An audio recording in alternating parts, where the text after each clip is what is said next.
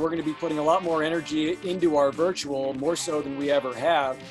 You know, I'm kind of a self-proclaimed Luddite, and we describe ourselves as an analog artifact in a digital world, because I feel like we're actually an antidote here at the Couse-Sharp Historic Site to all the virtual miasma around us.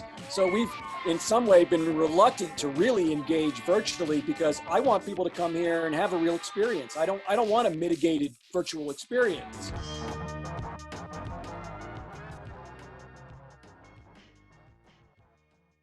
Let's all take deep breaths, right? Nothing worse than starting off a Zoom meeting, podcast, and there's one participant cannot speak. So I have Davison Koenig, who is gracious enough to take the time here and speak with us. And this is at your house, right? No, I'm speaking to you from the Couse Portal at the Couse-Sharp Historic Site. I wondered about that. That's why I was asking. Yeah, now that makes more sense that you'd have a little work there, a little damage. So you're in which part of the museum? So this is the Couse home, the wraparound portal just outside Couse's studio. This is actually my summer office. I'm out here in the portal with my laptop for about 6 months of the year. Wow, we're all. I like to joke that for you. This is a tough job that you've managed to secure. It's a tough job. I like to joke that I traded a corner office in academia for a corner office in Taos. And I got to say, I do like my corner office here on the portal. Yeah, no, that's pretty fantastic. Not only that, but you know, you don't have to wear a mask if you're outside. You get to. No, exactly. That's really nice.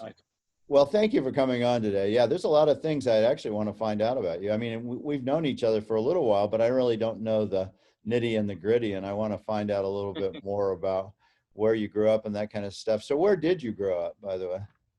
So I grew up actually in Mystic, Connecticut, little town on the ocean, border of Rhode Island, famous for shipbuilding in the Mystic Seaport. So I kind of grew up splitting my time between Mystic, Connecticut, and my dad lived in New York City, still does. So I would train back and forth as a child from the rural seaside to urban New York. What was your dad doing in New York? What was his job? He was teaching at Columbia University in the library school. Yeah, what did he teach? Library?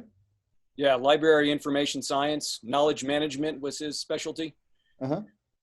And does he have a specific field that he really specialized in? He still is active in knowledge management, writing and attending conferences, doing papers. But he's not at Columbia anymore? What's that? He's not at Columbia anymore? No, he actually retired from Long Island University. Yeah. And so you live with your mom and dad in two different places? Yep, exactly. So that's kind of really a duality that you have to live in, you know, this wonderful idyllic port city and then the bustle and hustle of New York City. Which did you like better, or did you like either? Or you know, I liked both. You know, for me, it was just a perfect complement. Spend my summers outside with my friends. You know, back then, we just had to be home by the time the street lights came on. So, you know, we were gone. We were, as kids, we're little urchins running around the woods, or we were out in the water or catching crabs along the shore. And then, you know, I'd spend every month, I'd go see my dad for a long weekend or vacations. And, you know, I'd spend my time going to museums in New York. And so, you know, I just kind of took it for granted that was a normal upbringing. So you kind of grew up as your real home where you graduated and did all your schooling was in Connecticut on the coast there? Yeah, I actually went to boarding school for high school in Northwest Connecticut, where my father had gone. He was a faculty brat at Canterbury School. So I had the opportunity and scholarship to attend that school, which was probably the most important thing that shaped the future of my career, getting me out of my hometown. Surprisingly, you know, everybody thinks of Connecticut as this wealthy, cute little state, but There's actually a fair amount of, I don't want to say poverty, but it's the eastern side is very different from, Greenwich, Westchester counties. So like my high school, Stonington High School, even though it's a beautiful part of Connecticut, the majority of the kids in public school were not going to college. That was kind of an exception.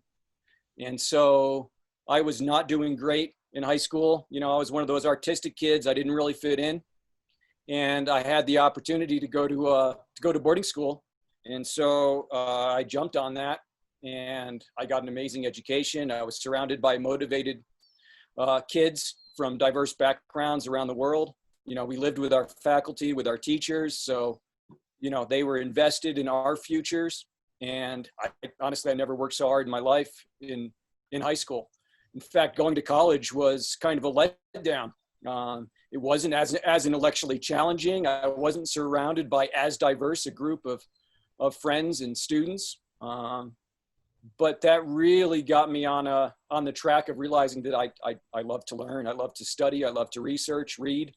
And so it really pushed my boundaries. And so I'm still very grateful. Did you go as a sophomore or a freshman in high school? When did you go? I went as a sophomore. I wanted to go to my high school with my friends. So I went to freshman year in high school at Stonington High. Yeah. And, it was about halfway through that freshman year that I was like, okay, I'm a pretty much solid C student, completely unmotivated. And I was like, so Dad, is that offer of, applying to boarding school still a possibility? And so I applied and got in as a third generation. My grandfather taught chemistry there. So you recognized in yourself that you were not doing your full potential, and that's why you reached out to go, versus them going, son, you're a screw up, you're making C's, you got to get out of this school and go, or a little of both, maybe, I don't know. It probably was a little of both, but really, it was really me realizing that this was not going to end well. Yeah. And basically realizing that I had another opportunity, and I was foolish not to pursue that. Yeah.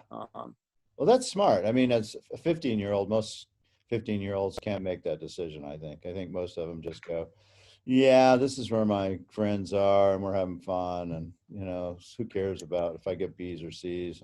I'm only going to a junior college anyway. But you had to clearly set your goals maybe a little bit higher, even at 15. Yeah, and I think my dad had a lot to do with that. As a kid, he would say stuff like, well, we're going to set aside money for grad school. The expectation wasn't college. It was graduate school. So that was also, kind of ingrained in me from a young age. Yeah. I realized that my friends in, my hometown for the large part didn't share that same pursuit. Yeah. Where I grew up, most of the people didn't go to college, and my parents were the same. They were like, yep, we got to figure out where you go to grad school. Except there was no money set aside. I'm afraid it was, you better get some work in between college, and I'm sure you can get a scholarship. So just get all A's and you'll be fine, Mark. So. Exactly. And so when you're growing up, what was your mom doing in Connecticut? What was she doing? Largely she was trying to raise myself and my older brother. So she was a single mom, but she was working various jobs. She actually worked at the Mystic Seaport. She was the docent on the Sabino, which is the steamboat that ferries passengers up and down the Mystic River. So she would actually be the one talking on the microphone, telling you about the history of the Mystic Valley. So as a kid, it was great. I got to jump on the Sabino anytime I wanted and cruise up and down the river. And, all the guys at the shipyard knew me because that was my playground.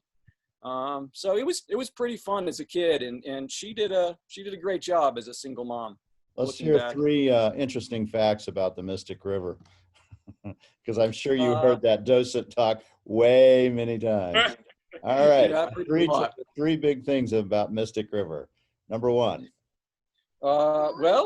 Number 1 is, now that I'm at the Couse-Sharp Historic Site, is that Mr. Couse and his family spent an idyllic summer there painting. Oh, wow. In fact, we have paintings from that summer, and we have a photograph. We have many photographs of that summer documenting Mystic in the 1880s. And in fact, one of those photographs is of my best friend Peter Ansell's front yard. Wow. And so he was there, Couse was there in 1880? Yeah. Yeah, I don't know if I even realized that. That's interesting. And what kind of paintings was he doing at that point? He was doing, landscape, sea coast, kind of the typical thing that everyone was doing in the artist colonies in New England. Mm-hmm. And Old Mystic was one of the smaller art colonies during that period. Nothing like Old Lyme or Provincetown, but there were a number of artists passing through there, and he was one of those. Did you recognize that it was an art colony when you were a kid, or not really? Yeah, no, there's a Mystic Artist Cooperative, which dates back to the 19th century, that documents a lot of the artists that passed through. So even as children, we were aware that Mystic was not only, this maritime tourist economy, but that it was also a haven for artists going way back and up until now. And you said you were an arty kid. Were you making art and thought maybe you might want to be an artist at that point? Yeah, very much so. My mom realized at an early age that I liked to draw and that sort of thing. So she enrolled me in a private art school, after school program in Noank. And that was really fun. So I was exposed to oil painting and sculpture, and really realized that I liked three-dimensional the most. Were you making three-dimensional things? Were you doing sculpture and stuff? Mm-hmm. In fact, I was a working artist, well, up until the time I accepted this position. Okay. Now I want to hear. I do want to hear about that. So you were into art. You thought you were going to be an artist when you graduated from the boarding school. And so when you graduate from that boarding school, where did you go to college? So I went to Hobart and William Smith colleges in upstate New York. Uh-huh. One of those many kind of second tier liberal arts colleges for the kids that don't get into Ivy League. They all wind up at, Bowdoin, Bates, Vassar, Hobart, all that sort of thing.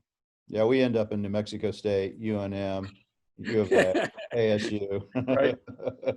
That's our Western kind of counterpart. Equivalent, exactly. I got New Mexico State and U of A. Yeah. Yeah. So when you went to that school, you were in fine arts? Actually, I was in several. I was trying to figure out what I wanted to do. So I was taking studio art, art history, and anthropology were my three kind of foci. And about the end of my junior year, the school made it clear I needed to declare a major. So I actually combined the three because I didn't have enough credit in any one of the above. So I created a independent study in anthropology of art, which in hindsight has served me well, because that really was the combination of my interests, was the creation of art, the study of art, but looking at it through an anthropological lens of why, what, for is really what captivated me, combined with my interest in travel and culture. And were you the only one that had that degree? That was your own makeup? Yep. Oh, that's interesting. So art and anthropology, basically. And was there a special area that you thought, okay, this is something I can do? In other words, Southwest or in some other country, or?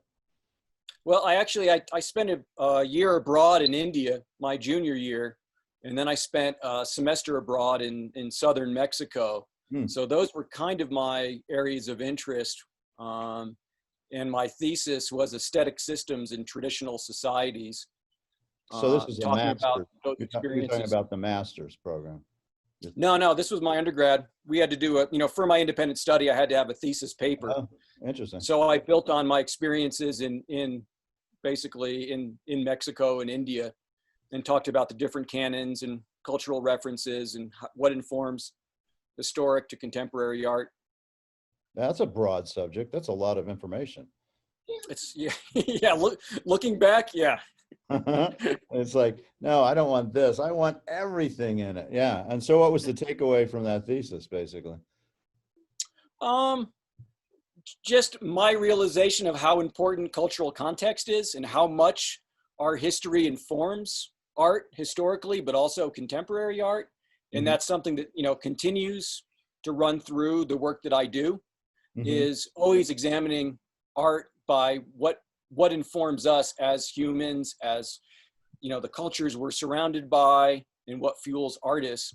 So that's kind of been a pervasive theme throughout my career, looking back on it now that you mention it. Well, you know, and it seems like it's a wonderful way to do what you're doing now, which we'll get into, but I can see how that thesis and how that thought pattern will help what you're doing now, because you're dealing with, you know, two artists and then a group of artists as well. Was that Susan that just went flying by behind us? No, that's actually, that's Marissa, our archivist. She's also working out on the portal. Yeah, nice. Oh, this job sounds really hard. Can I get an internship? I need an internship for about maybe a month. How about September? Is that possible? So I can watch the aspens turn and well, program, have our artists in residence. you've frozen up, unfortunately. Your connection's frozen up. That's one of the problems with Taos, I'm afraid, in a lot of a lot of New Mexico, Santa Fe especially. I know when I was when I was in Santa Fe, you know, I couldn't even get cell phone service with anything and on Canyon Road. But you're back. Your face is back. I'd like to see you again. So we're having a little bit of internet connection problems. There we go. So you finish up your undergraduate and you did your thesis. And then what was your plans? What did you think? Because you must have still been making art at this time, right? Yeah, I was still making art. In fact, I'd been doing bronze sculpture. I did an apprenticeship in India doing lost wax, traditional bronze casting. And then we had a free at Hobart and William Smith colleges. So that was really my interest.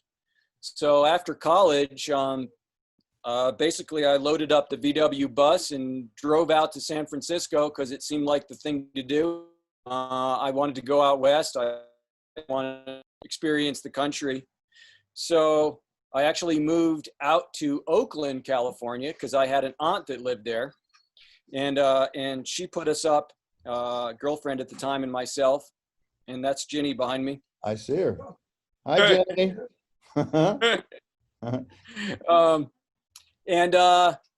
And so we crashed in her basement for a while, and you know, my dad asked what my plans are, and I was like, well, I'm gonna try to get a job at a foundry. And you know, my dad's like, yeah, good luck with that. You're gonna move out to the Bay Area, get a job at a art foundry. And sure enough, there was a fine art foundry, one of the largest in the country, in Berkeley on the Oakland border. So I showed up unannounced in my Carhartts and a Oxford shirt and a bronze sculpture I created under my arm, and applied for a job, and they hired me on the spot. And so I spent 6 years working for the foundry, or 4 years at the foundry there, learning more about commercial fine art foundry work, doing everything from mold making to largely I was in the metal shop doing metal work, welding, metal chasing, finishing pieces, and pouring bronze. And then that's hard work, right? That's really tough physically, labor. It's really tough business. Yeah. They go through a lot of folks because it is brutal work. Every part of the process is toxic. It's backbreaking. I had long hair at the time. I eventually cut my hair because it was green from bronze dust. But it was a great experience. I was surrounded by 40 working artists in the Bay Area. So, I mean, it couldn't have been a more exciting period to be, you know, 20 something in the Bay Area, surrounded by amazing working artists. And I learned so much about the business, about foundry work, about myself. And I had the opportunity to basically cast as much metal as I could to produce my own work. Yeah. What kind of work was that? Did you do more modern sensibility? What was your sculpture like? Yeah, so I started off doing more representational stuff, as most folks do, but then I found myself doing more abstract kind of. I was really fascinated by the liquid quality of bronze, and then retaining that liquid quality. So I was doing a lot of abstract liquid pieces, and then I started combining rusted metal and found objects with that liquid to have this contrast of kind of the purity of bronze and what you can do with it, contrasted with this kind of what I would call the futility of man in the industrial processes that then break down. And I love that interplay of kind of man versus nature is what I really found myself focusing on. And do you have images of those you could share with us for the people who watch us on YouTube? So we can, yeah. Yes, I'm sure I do. Yeah, sure send us some. Are those still available? In other words, do you still sell those? I mean, you probably aren't making them anymore. Those are all. No, you did sell them, right? They did get sold, I assume. Oh yeah. No, I was doing the starving artist thing and selling work in galleries in California and doing all that. And actually, after I left the foundry, just because you can only do that business so long, I moved up to Mendocino and had an internship residency at the Mendocino Art Center, and then wound up building their sculpture program and building a foundry and blacksmith facilities and building a program. And that's when I really started playing with more of the found materials. In fact, I was going out to the ocean during neap high tides and digging up rusted stuff that had been thrown off the bluffs back when, that was the dump, and combining those with the bronze. And that's when I really started playing with that. And then, let's see what happened to continue the trajectory. So then I got tired of doing that for a while, and I decided to take some time off, and I was going to move to Barcelona and get my Spanish up to par. And so I had some contacts, so I flew to Barcelona, saved up some money. But of course, I wasn't ready to quite settle down in Barcelona, so I thought I'd travel around Spain a little. So I kind of circumnavigated Spain and then wound up in Portugal. And then, of course, it's only a ferry ride to Morocco. So then I jumped the ferry to Morocco, spent some time there, and then decided, oh, well, heck, I'm just going to backpack around for a while. So then I backpacked around the Mediterranean, went to Italy. And then, of course, it's only a ferry ride to Greece. And once you're in Greece, you might as well go to Turkey. Yep. So, and the whole time I'm visiting museums, right? So I'm critiquing museums that are just filled with, just unbelievable cultural material, sculpture, stone, everything. But what I'm seeing is they're all removed from the cultural context. They're purely treated as aesthetic objects, things that came out of temples, out of homes, with very little reference to the meaning and understanding of what they really meant to the people who created them. And use them. So I did that, traveled for about 6 months, and then I ran out of money, and I decided, you know what, I'm not going to Barcelona. You didn't want to call your dad and say, hey, Dad, I'm out of money. Right. For 6 months, I thought maybe you could pop me a little more. Yeah, so that wasn't really an option. Yeah, I didn't figure it was. I don't know him, but I got a sense. Yeah. So the option was probably I need to head back to the States and get a job and start making some money again. So that's what I did. I came back to the States, and I went to see my mom in Connecticut, and the Mashantucket Pequot had just opened their new museum. Yeah. With all that casino money, right? Yep. And so I was like, hey, Mom, let's take a drive, because it was, 20 minutes away from Mystic. Let's go check out the new museum. So we went up there, and what was fascinating is they created a really engaging, probably easily 10,000 square feet of exhibition space, and that told the story of the Pequot, but there were no cultural objects, right? The complete opposite of what I'd been experiencing in the Mediterranean. Right. And it was like, wow, this is really interesting. They're telling a deep, complex story with no material culture to speak of. So I went down to the front desk and said, hey, is there a curator I could talk to? I'd really be curious about how you guys put this together. Right. And of course, the curator had been working in a vacuum for the last, 6 years, building, planning, researching this space. And no one comes to visit because it's next to the casino and everyone's going to the casino. So he was anxious to have someone who just wanted to talk about his museum. Right. So he came down and, and we spent probably an hour and a half just talking about the planning, what went into this, conceptual framework. And he told me that they'd hired an exhibition design firm out of New York. And that was the first time I went, exhibition design? Like, people do that for a living? So that really piqued my interest. I was like, okay. So he gave me that gentleman's name. And And I called him up because I was headed to New York the next day to see my dad. So I met him down in the village. And again, we had coffee. He'd spent, 6 years working on this project. And, it's one of those things, you do museum exhibitions and all that build up. And then, it's kind of anticlimactic. You're like, oh, it's over. So he was excited to talk about the project and how he came into that.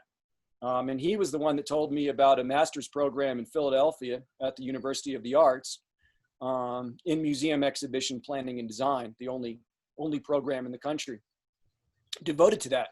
So I promptly applied, got in, and then spent 2 years in downtown Philadelphia, where again, I'd never worked so hard in my life. And I just found I completely fell in love with the subject matter because it really pulled on all of my interests. Did you stop making art at that point? I mean, when you went into the master's program, you're what, early 30s time frame in your life? Yep, exactly. Yeah, exactly. So you're kind of having this moment of clarity, and you've gone to Europe, you've gone to all these museums, you've seen the world, you've starved, you've worked hard in a bronze thing, which is very difficult work. You're in your early 30s and you see something that really piques your interest. And at that point you go, okay, no more art. I think this is really my lane. Was it that sudden, Yeah. or was it more subtle? I mean, a little of both, I would say. Certainly art took a back seat at that point in my life, and has been since then. It's still something I enjoy to do, but it's not my focus. Because what I found actually, Mark, was that as a commercial artist, especially in bronze, you find yourself creating work that sells, in the sense that if a work sells, you start producing a lot of that work, right? Because you have a mold and it's a production process. So I found I was spending more of my time doing series than creating new work and exploring what it was that got me into art in the first place.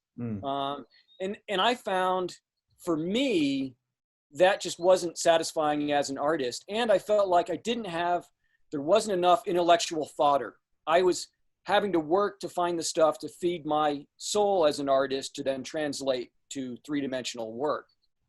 And so museum exhibition planning and design kind of fed me on all those levels, where I'm still using my hands, I'm still creating stuff, but I'm having to do research on any given topic to understand it intimately, to then think about translating stuff three-dimensionally. So it wasn't a real, for me, it didn't feel like this big transition. It was kind of just taking it to a different level. You're still getting that I really enjoyed. Yeah, you're still getting to create. You're making the exhibits. Still getting to create. Yeah, which is extremely, and I can tell you as a gallerist, that is, rewarding and creative when you come up with an idea and you play it out and you set it out and you use all the art and, whatever you need to do. That is, the creative outlet I probably receive as well. And so you are in Philadelphia, you do this for 2 years, right? Yeah. And so what did you think at that point? Okay, what are you going to do? I mean, what was your plan after you finished this? Or did you even have one? You're only 34 probably, so you probably don't have much of a plan yet. Yeah, I didn't have a large plan, but I was also aware enough at that point, I was early 30s, and I said, you know what, I'm at a point in my life where I want to move somewhere that I want to live. I want to invest in a community. It's not just I'm looking for a job. Yeah, nice. So I actually only applied for work in New England and the West, and the West being California, Utah, Colorado, New Mexico, Arizona, because I spent enough time out West that I knew that I liked the arid West. I liked sun, for example, and I certainly liked the culture out West. And so again, I'm telling my dad, well, my ideal job would be an anthropology museum. And my dad's like, yeah, good luck with that, son. Because, he'd always told me all along, I probably should be, doing microbiology or something that really, has some potential to have a career. Right. And, lo and behold, the first job I got out of grad school was the offer at the Arizona State Museum, the Anthropology Museum, at the University of Arizona. And you were 34-ish when you took that? I think I was 32. So you're young, a little younger. And Yeah. so how was that? I remember you when you were working there, but Right. I just fell in love with it. For me, it was ideal. I fell in love with Tucson. I fell in love with the Southwest. And I loved being at the university. I loved just that kind of, being around that sort of creative energy of, you know, you're on a university campus, there's students, having access to all these curators, researchers, you know, folks like, you know, Diane Didamore and Alan Ferg, and that was just a blast. But what happened there was I started off being really interested in design, but as you know, I became more interested in curation. right. It was really, for me, the most engaging part was, okay, the research, and then how do you tell this story? And so I found I just kept moving more from, yeah, the design is fun, I enjoy it, but it really was the curation angle that kind of fed me, was learning more about the content and how do you translate that? How do you articulate that? Yeah, the didactics of the subject, really. Exactly. And doing deep dives and then figuring out from there how to go about the rest of the story. Right. And so at what point did you meet your wife? Because she's going to be my next guest. So somewhere she comes in, we haven't, or did you just gloss over her and just, when did Right. when did Susan Sue Falwell come in, the master potter? So this is a pretty good story, I think. So I'd been at the museum probably 6 years at that point. 6? Before I met Sue. Yeah. Something like that. And it was, well, actually, maybe it wasn't that, maybe I was 4 years, probably 4 years. And we had just finished the pottery project, right? We built that new space at the museum dedicated to the Southwestern pottery collection, you know, 20,000 vessels, 2,000 years. Which is so great, we designed it. It's really a phenomenal exhibit. That is my favorite exhibit in all of Tucson. I'm not kidding you. I love to go Nice. look at that. Nice. Nice. The pots that you have arranged there. Okay, sorry. Anyway, so yeah, so that was a really fun project for me. You know, I went deep down the rabbit hole on Pueblo pottery. You know, we built that beautiful archival space, the conservation lab, and we commissioned a piece by Susan Falwell. So of course I knew all about Susan's family, and we sent our photographer Janelle Weekly out to photograph her working on said commission piece, and then I put this big poster size blow up of Sue working on the piece, but I never actually met her.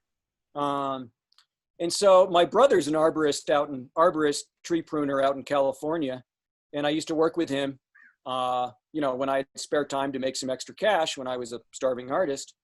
And so I would do tree pruning in Tucson for friends and, you know, folks I knew, because I enjoy it. It's hard work, but I like climbing trees. I like chainsaws, and I like making stuff beautiful. So I was working for a friend who was the caretaker of a property, a hacienda in downtown Tucson, that had been broken up into little apartments. And I'm working up in the tree, you know, and I'm all, you know, covered in sweat and sawdust. And my friend comes out, caretaker, and he's like, have you met Sue? And I'm like, Sue? He's like, yeah, Susan Falwell. And I'm like, no, but that name rings a bell, right? Because I'd seen her coming and going, and she looked familiar, but I didn't put it together. So then he introduces us, you know, and she's like, oh, can I get you some coffee or anything? And I'm like, no, I'm good. So we start talking, and you know, women are usually one step ahead of men. And so she, you know, usually 2 steps. Yeah, I'd say she's at least 2 steps. So she comes out with a couple tickets to a fundraiser at the Tucson Museum of Art, right? And she's thinking to herself, well, I'm going to give him 2 tickets. If he shows up with a date, so be it. If he shows up alone, then we'll see what happens. So, you know, sure enough, I show up alone because I'm like, yeah, this is great. You know, I'm single. It's Tucson Museum of Art fundraiser. You know, it's going to be a lot of fun. I get 10 feet in the door and Sue's on me. And we spent probably the next 3 hours talking. And then because she was, again, 2 steps ahead of me, she says, well, you know, I've got some tickets to Etta James concert next week if you're interested. So of course I'm not going to say no to, Etta James in Tucson. So that was technically our first date after the Tucson Museum of Art. So yeah, and Sue likes to say, Sue's adage from the experience is always look up, don't look down, because I was up in a tree. That's So, funny. I have a question though for you. When you went to the TMA thing and she'd given you 2 tickets, did you try to find a date for the other ticket before you went, or did you? No, I actually gave the other ticket to my friend that was doing the groundwork, who was a woman, but she was doing all the groundwork while I was up in the tree doing the pruning, and so I just gave it to her, being like, here you go, because my plan was to go solo and see what happens. Yeah. Do you remember the exhibit, what it was for TMA, or just Susan Baldwell? It was actually a fundraiser. They had some sort of a broad program that Sue's godson had applied for. So it was a fundraiser to send Tucson high school students abroad to have some sort of art study experience. I forget exactly what for. And so we were there to support that, and they were, auctioning some art, and Sue had donated a piece. And so how long after you guys started dating did you guys get married or became a permanent couple? It was pretty quick, actually. It was, I think we got engaged within 6 months. At that point, both of us I think we just turned 40. Yeah. So we were at that point in our lives where we kind of knew what we wanted. There was no one's playing games. Right. And, I think all of us, we'd been through so much drama in previous relationships that when you realize that you don't need that drama in a relationship, it's kind of a cathartic experience, and you go, wow, okay, you mean like a relationship could be this fun and simple? Yeah. And you get to marry a sculptor. Yeah. As it turns out. Yeah. So it was pretty quick. So then we eloped in New Zealand, as it turned out. Yeah. Why New Zealand? Sue's stepfather was Maori, actually. He was native of New Zealand, and he had met Sue's mom and Sue on a cultural exchange program where Sue and her mom were brought to New Zealand by the government to help invigorate the traditional pottery there. And so she met her later husband in New Zealand, and he had just passed away that year. And it's traditional in Maori culture to return and do all the real ceremony 1 year anniversary of the death. So we were actually there to bury her late stepfather. And we hadn't planned on getting married, but somehow it just felt like this nice circle. And we were there with Sue's mom and her aunt and uncle from Taos, Pueblo, who happened to be a Baptist preacher. So it all just sort of made sense. Yeah, I think it does. I like it. I love that story. Now, so you are at ASU or the Arizona State Museum, and you do that for about 6 years, right? 10 years altogether. I think I was pushing on 11. Yeah. And then, so what happens? Well, I know the museum hit financial issues. What happened to you and your job, and where do you go from there? So ASM and the U of A, it's been a rough economic cycle there for quite some time. So there were massive layoffs, and I was one of those layoffs. And so I actually had no idea what I was going to do. Although in some ways I was kind of excited because I felt I needed something else. I kind of felt like I'd kind of burned myself up there. There just wasn't a lot of room to move at that point. And it was at that point that Virginia Couse-Levitt and her late husband Ernie came to my last exhibition, which was the Gloria Gifford's Ex Voto show. that I did with Jeff Bursey. Yeah, that was a great show. And that was a really fun show. And what was interesting is Ginny and Ernie never came to exhibitions at the State Museum. But for some reason, they came to that one, found out that I was leaving the university. And 24 hours later, I get a phone call from Ginny saying, you need to come see us in Taos. We might have something for you. And as it turned out, I was driving up to Santa Fe to drop off artwork from actually the Regarding Curtis exhibition we did with contemporary Native artists doing work that was in conversation with Edward S. Curtis. And so we were up in Santa Fe, so we pulled into Taos. And even though, we came up to Santa Fe, 3-4 times a year for art, for family, for all of that, we rarely spent any time in Taos, and I'd never been to the Couse house. That's pretty amazing. It's pretty amazing. So when I stepped foot on the, through that threshold into the garden and looked out up at Truchas Peaks, basically, at that moment, I was like, whatever you want, I'm your guy. And I bet Sue was very happy too, because she gets back. Sue was very happy to have the opportunity to return to northern New Mexico and, I get that, totally. Family. Yeah, so you take that project on as the director, and at this point, it's not anything what it is now, right? I mean, it's just kind of a by appointment only type of, I guess it was a 501(c) at that point, right? Yeah, I was actually hired as a museum consultant to do the interpretive plan for the Joseph Henry Sharp studio. So initially they hired me on a project basis to return that studio to the life and work of Joseph Henry Sharp. The studio space had been rented out by the Couse family, largely to artists as live workspace since Henry Sharp passed in 1953. So initially I was hired to do an interpretive plan of what would we do if we could tell this story here.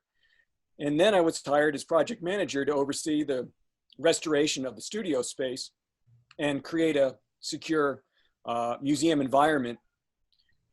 So that was a year-long, probably year-and-a-half long project before they hired me as executive director and curator of the Couse-Sharp Historic Site. And what year would have this been that you started? This was in 2015. They brought me up.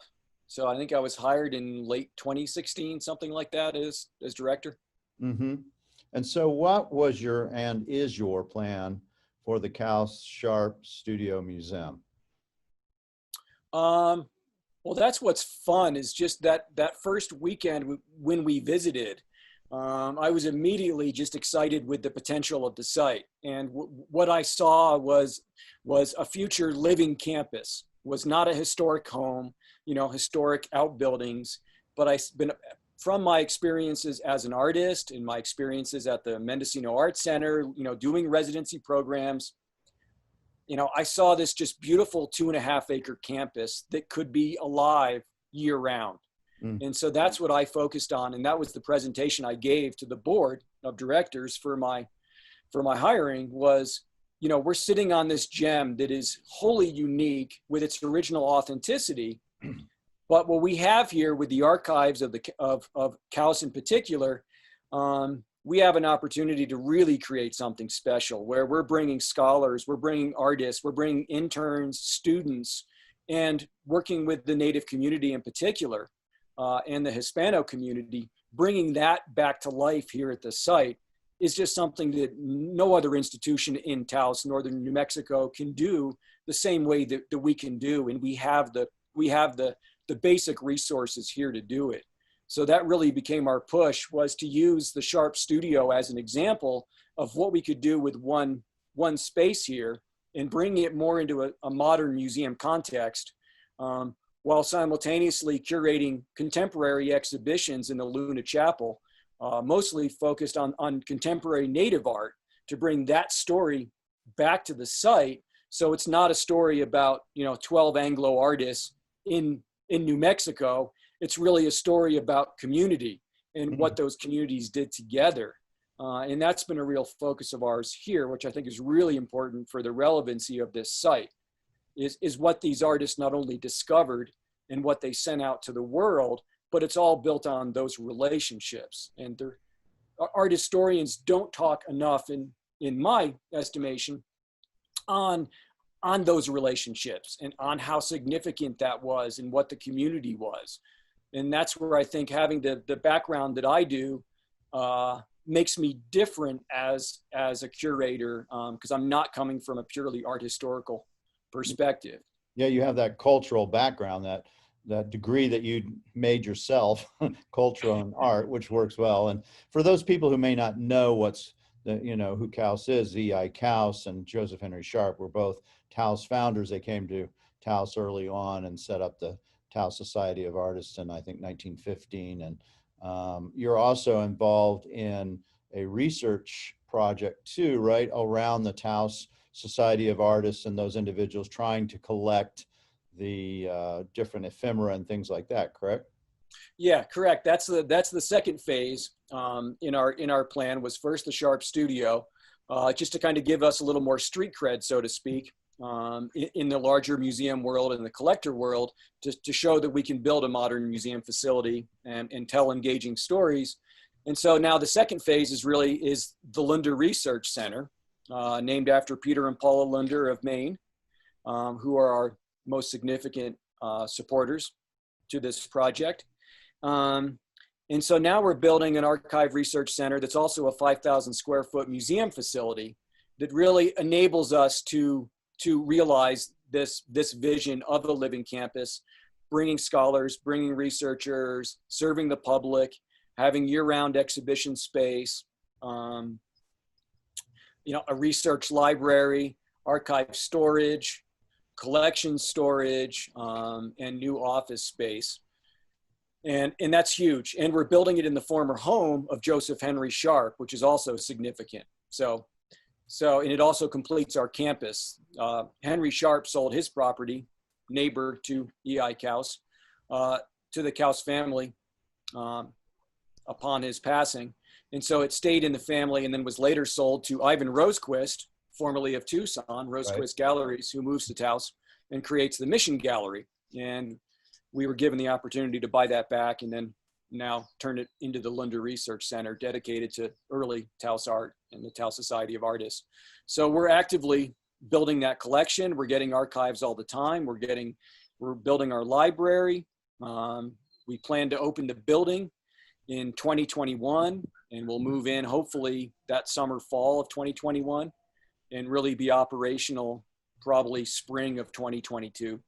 So people who want to come and do research on the early Taos artists, Santa Fe artists, can come to the research center, make appointments, and actually do those kind of things. Is that the kind of the basis if you wanted to do a dissertation, or if you're, let's say, if I'm writing a book on Blumenschein, I can come and find what you have in archival and actually look and see the material? Is that kind of what it is? Yeah, I mean, that's the basic premise. Originally, the focus was really for scholars and bringing them to Taos and having access to the archives, bringing the archives into one place. Because as you know, archives are spread everywhere. Yep. They're disparate across the country. People love to give to their alma mater, even though it has nothing to do with anything. So we've been actively trying to bring those archives to Taos so they're in one place. And it's not only bringing it to one place, it's bringing it to the origin and bringing people to Taos to better understand that story. Because I think it's very difficult to write on Taos art and have an understanding of it if you don't spend time in Taos, because Taos is kind of a special place. Oh yeah, absolutely. 100%. I agree with that. And the other aspect of that is that we really want to bring interns and students to Taos, whether they're undergrad or postdoctoral fellows, to have that same experience. And myself, coming from New England, we learned nothing about Western history to speak of. Spanish. Spanish entrada never happened in New England textbooks. It's all about the Mayflower. Right. And we learned nothing about art of the West because largely that art history was kind of disappeared with the advent of modernism, and art history largely being written by an East Coast bias. Right. And so, that's one of my personal agendas is to work more with especially East Coast schools so that story, that our art historical story gets rewritten, and that these artists who were American artists never saw themselves as Western artists. They just happened to be painting the West as their vision of an authentically America, which in hindsight now we can actually say those were progressive artists because they were predicating an America on pluralism and on the diverse cultures of New Mexico, largely Native American and Hispano. Yeah. Yes. And, you know, and of course they trained in Europe, and Couse trained in France. Yep. And so Yep. did Joseph Henry Sharp. And they took those aesthetics, that training, but then they turned it into their own kind of world, their own, you know, how they saw the West through those eyes. Right. Right. I'll point out Maynard Dixon was the only one that didn't do that. He stayed west and didn't go get those. We have to make sure we have a little niche in your world there for Maynard Dixon. I think it would be very appropriate since he spent, you know, well, he spent 7 months there, you know. Yeah. He was in Dallas. He did his time. He loved it. I mean, he actually thought it was one of the greatest, you know, experience of his life, and I think it actually was the greatest experience of his life. So there is a chapter, a story there that we need to help you fill out. I don't know exactly how, but we will. I would love it because it's a very complex story, and that's what we want to get across is it's not as simple as 12 people moving to Taos, and Taos's artistic legacy, you know, as you know, continues today and continues to inform a next generation. You know, we have Mark Majori painting in the Sharp studio right now as our first artist in residence. Yeah, I saw him doing that. I didn't know that's why he was painting, but he's an artist in residence. So you'll have that every year. You'll have an artist in residence where they'll be able to go in the studio and paint. Probably not in the Sharp studio. This is a unique opportunity because of COVID. We're closed. And so I said, you know what, Mark, it just saddens me to have this beautiful exhibition space and there's no one there. So, and he's building his studio right now at his home in Taos because he and his wife just recently relocated. So I was like, you know what, Mark, we have an opportunity here. I'd love to have you help us pilot our residency program, you know, inform me on your experience and what we can do to kind of craft this, working with the Pueblo, working with our archives and the story. And so this has been really fun for both of us to have this experience. Well, and I will tell you, and I told Mark this, I talked to him the other day too, that the pieces that he's doing right now with the Rio Grande Hispanic blankets, I think are some of his best work. And, you know, that's I'm sure a direct influence of being around those objects and that environment that he is a artist in residence. That would be my guess. Yeah. In fact, those Rio Grande blankets belong to E.I. Couse. Those were his blankets. They're wonderful. Yeah, they're gorgeous. So yeah, it's really fun to see Mark. I mean, this is his first foray into Taos Pueblo models and the Taos story. And it's really fun to see him work and see this story come alive and be out at photo shoots. And you realize, you know, that it's not that much different. It's exactly what the artists were doing. In fact, Mark's process is identical to E.I. Couse with the photography and with the, you know, the really kind of OCD. He creates the painting before he does the painting with photography. Now he has the advantage of Photoshop and tools and technology that Couse didn't have. But if E.I. Couse had those, he would have used them exactly as Mark does. Yeah, that's interesting. So when will the next residency be available to artists, and how do they apply? I think we probably won't get it up and running in earnest until after the Linder Research Center opens, because the residencies will be kind of the next phase. We need to actually do some renovations to the current studios that we have, which we've now taken over as archival space for the digitization of the Couse photos, and just for archival storage, because our archives are growing faster than we can keep up with them until the research center opens. So once the center opens in 2021, we hope to begin fundraising to redo the residencies, and then we'll be having students, scholars, and artists rotating year round. But, you know, I'm open to artists if they don't physically need a space, but they want to work here and have access to materials and the story. There's still possibilities, but probably it won't be for another year or two. And when it actually gets up and running, there'll be places for the students to live?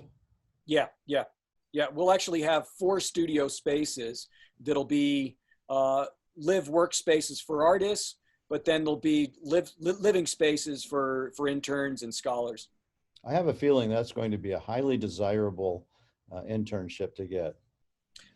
I'm optimistic. We've already had interest by a number of artists that I'm very excited about. Yeah, I mean, spending time in Taos, whether it's summer, winter, or spring, it doesn't really matter. It doesn't really matter. No, I mean, we have all 4 seasons. It's beautiful to paint no matter what time of year here. Yeah. And if Henry Sharp can do it in Montana in the winter, I think most artists can do Taos in the winter.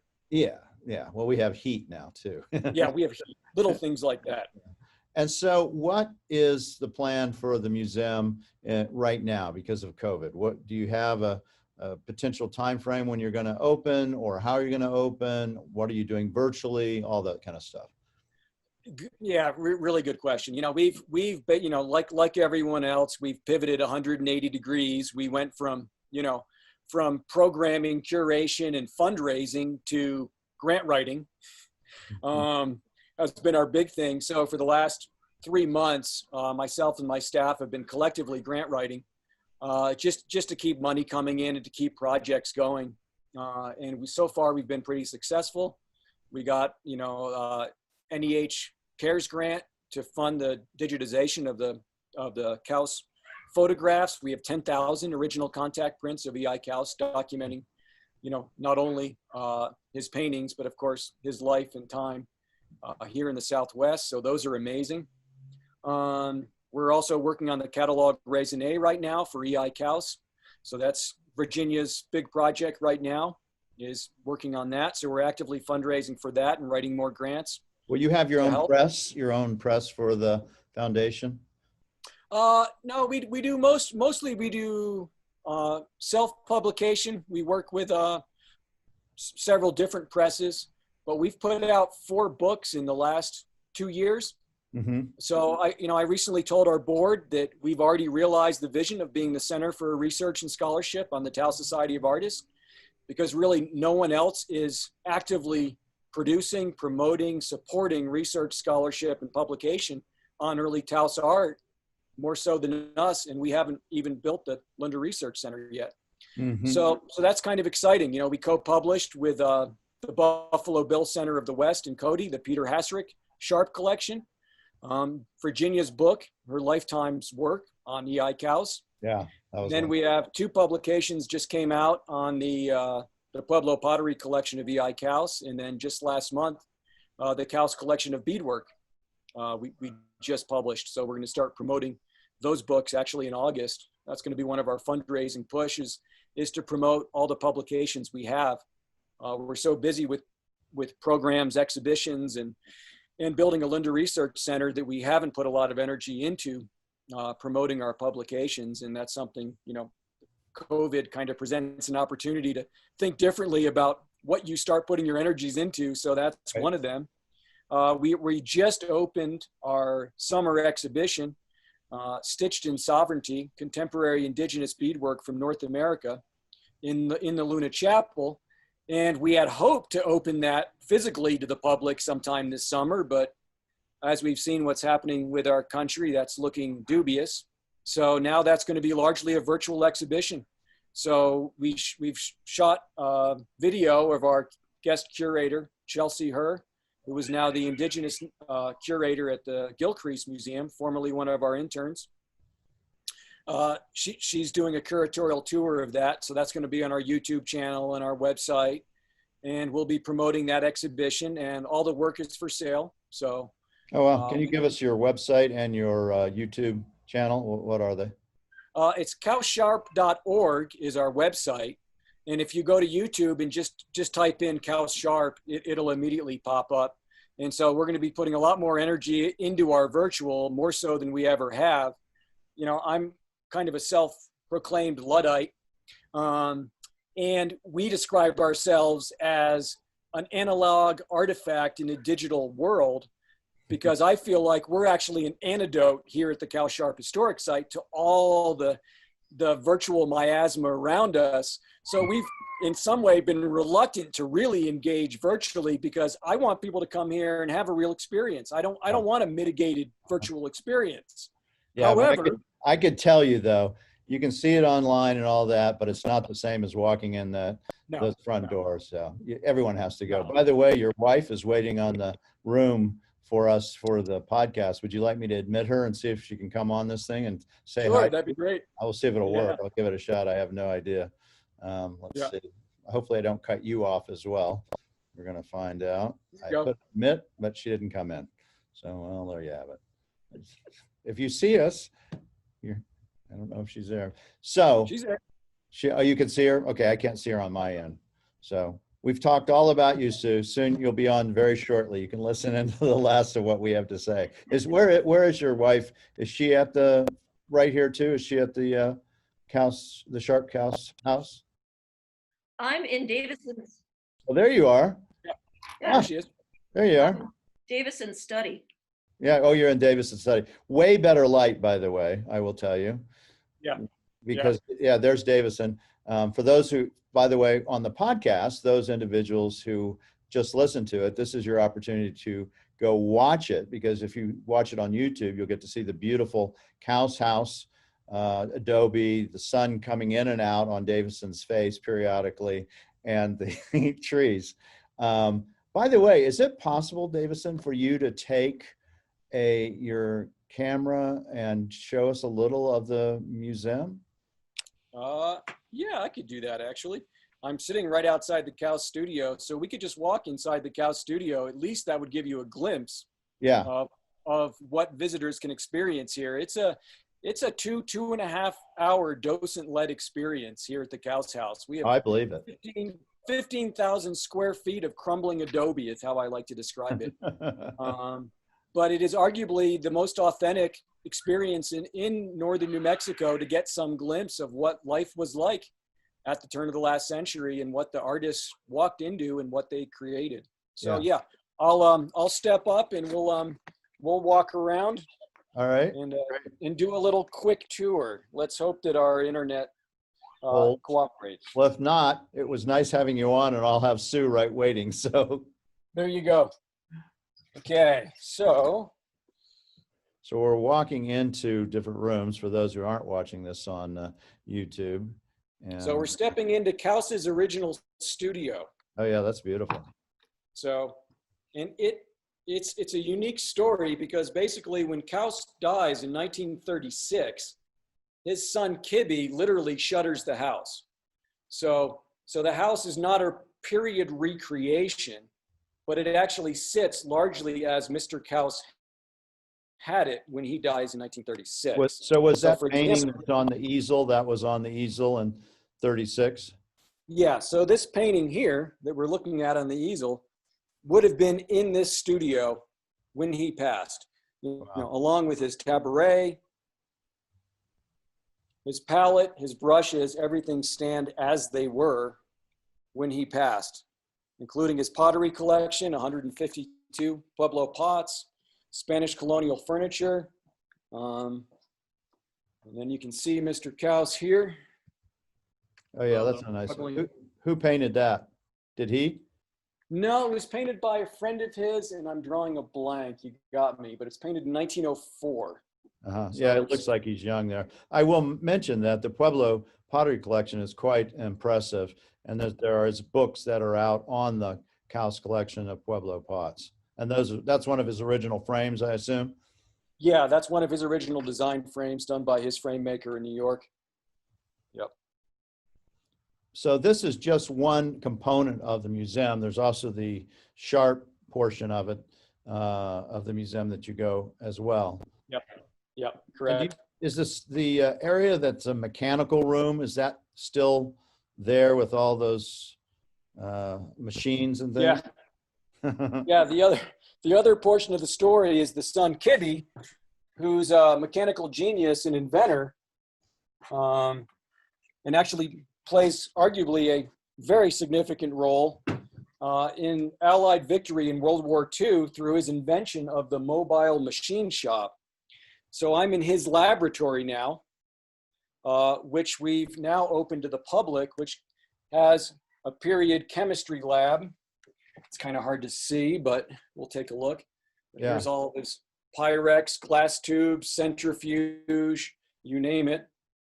Yeah, it's much cleaned up from the first time I saw it. Yes. Yeah, I would almost call it a restoration from what it was before. And what is Okay. this? Where are you right now?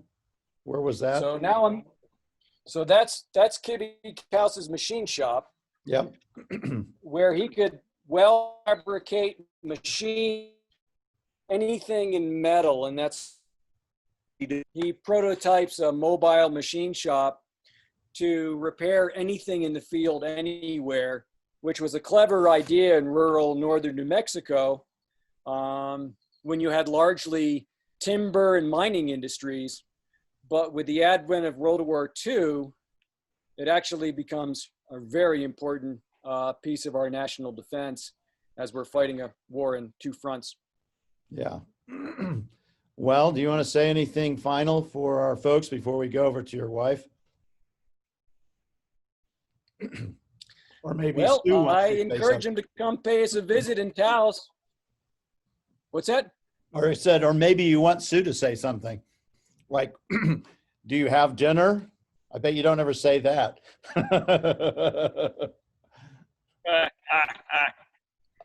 Yeah. See, Yeah, I heard that. not so Yeah, much. no. It's the other way around. It's does Davison have dinner? Right. Well, thank you so much for coming on, Davison. I really appreciate it. You know, it's interesting. I've been to the museum. I've experienced it. But until I listened to you explain the mission and, you know, the campus and the ideas, I don't think I really grasp the whole plan, the whole mission statement. And now I do, which is really good. And it really, I see it as a very worthwhile endeavor for people to be invested, not only culturally and societally wise, but also financially. So thank you for taking the time. Yeah, no, thank you, Mark. It's been a pleasure. And because you gave me that opportunity, I will mention we are in the midst of an $8 million capital campaign to finish the funding for the Linda Research Center and to build endowment. We don't have any endowment at this point.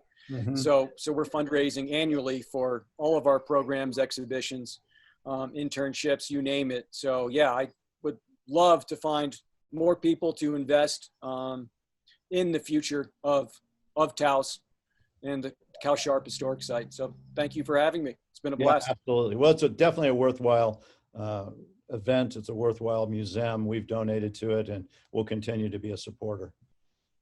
All right. Thank you. Go enjoy sitting on the deck there in the beautiful monsoonal flow of Taos. Yeah, we're just waiting on some more rain. Now we'll Cheers. talk to your better half, Sue Falwell. Exactly. Are Bye, you there, honey. Susan?